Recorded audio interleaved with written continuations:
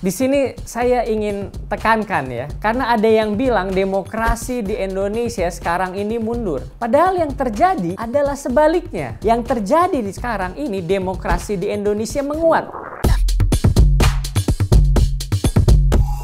Kita sering mengira presiden adalah orang yang paling berkuasa di Indonesia. Kenyataannya tidak begitu. Kekuasaan presiden dibatasi. Dan ada juga yang sama-sama berkuasa, kalau bukan malah lebih berkuasa dibandingkan presiden. Coba bayangkan, di negara kita ini, untuk jadi calon presiden, seorang tokoh politik harus mengantongi surat dukungan dari partai politik. Bukan itu saja, untuk menjadi calon gubernur, wali kota, atau bupati, seseorang harus mengantongi surat dukungan dari partai politik. Memang bisa calon independen, tapi syaratnya sangat berat. Mau jadi pemimpin di negeri ini, ujung-ujungnya harus dapat restu dari partai politik. Di Indonesia, setiap 5 tahun sekali ada satu pemilihan, satu jabatan presiden dan wakil presiden, 33 gubernur, dan 514 bupati atau wali kota. Selain itu, lewat kepanjangan tangan partai politik di parlemen, DPR, partai politik juga memiliki kekuasaan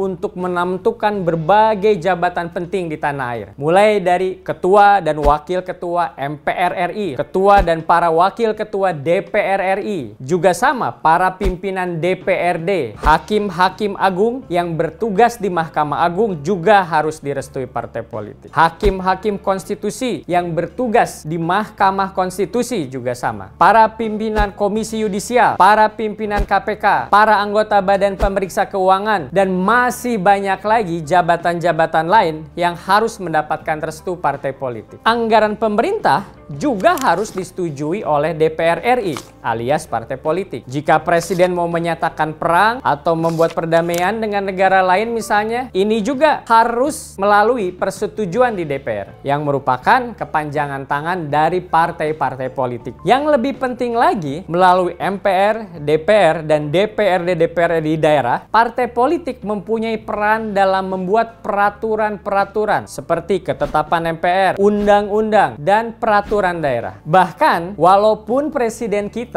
dipilih langsung oleh rakyat, seorang presiden masih bisa dipecat oleh partai-partai politik melalui proses pemakzulan di MPR RI. Nah, sekarang jelas, partai politik di Indonesia memiliki kekuasaan yang demikian besar dan banyak kemana-mana. Pertanyaannya sekarang adalah, apakah partai politik sudah menjalankan tugasnya sebagai alat perjuangan bangsa untuk memakmurkan rakyat, bukan sebagai instrumen demokrasi, apalagi sebagai alat kekuasaan belaka.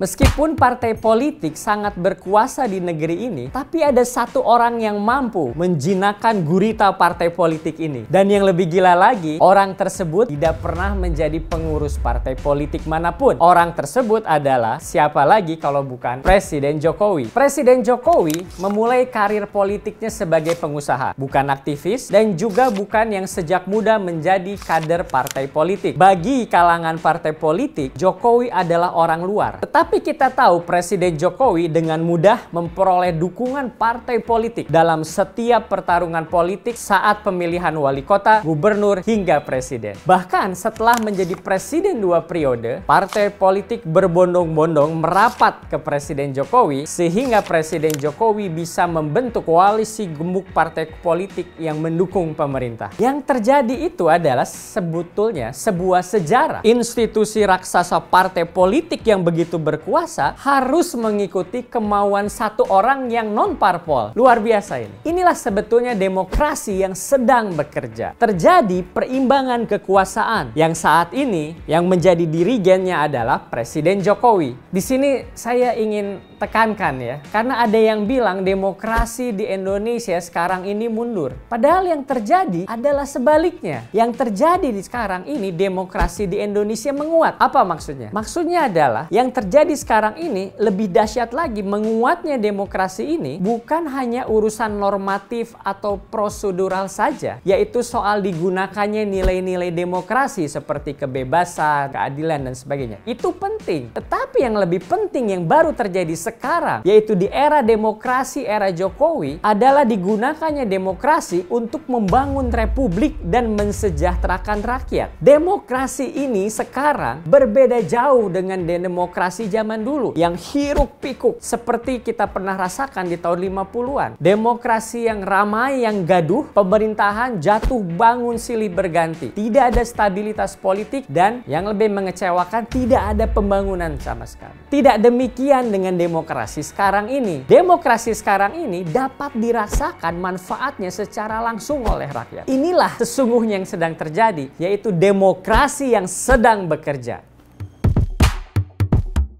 Partai politik harus belajar dari Presiden Jokowi. Gunakan kekuasaan untuk berkarya bagi Republik tercinta dengan mensejahterakan rakyat. Keberhasilan Presiden Jokowi menjalankan demokrasi untuk mensejahterakan rakyat ini tercermin dari kepercayaan publik yang begitu tinggi kepada Presiden. Mari kita lihat data-datanya. Misalnya, survei yang dilakukan Indikator Politik Indonesia pada awal tahun 2021 ini. Tingkat kepercayaan publik kepada Presiden mencapai 82%. Untuk DPR hanya 52% saja. Yang lebih parah lagi, tingkat kepercayaan publik kepada partai politik angkanya hanya sekitar 48%. Tidak bisa melewati batas 50%. Artinya kebanyakan publik kecewa terhadap partai politik. Survei lainnya dibuat oleh Carta Politika di bulan Maret tahun 2021 juga menunjukkan data yang serupa. Kepercayaan kepada Presiden Jokowi mencapai 83%. Untuk DPR hanya 61%. Tingkat kepercayaan yang begitu tinggi kepada Presiden Jokowi tentu berhubungan dengan kerja-kerja Presiden yang bisa langsung dirasakan manfaatnya oleh rakyat. Presiden Jokowi melakukan pembangunan infrastruktur terbesar sepanjang sejarah Indonesia. Ini jelas terlihat. Selain itu, Presiden Jokowi menjalankan banyak program pro rakyat. Misalnya, bantuan sosial, program kartu pelajar pendidikan hingga kuliah, BPJS Kesehatan, dan juga Undang-Undang Cipta Kerja yang membuka lapangan kerja seluas-luasnya. Presiden Jokowi juga sangat komit mewujudkan pemerataan. Indonesia bukan hanya Jawa saja. Papua dibangun secara besar-besaran. Daerah-daerah perbatasan dibangun. Kawasan industri seperti di Sulawesi Selatan,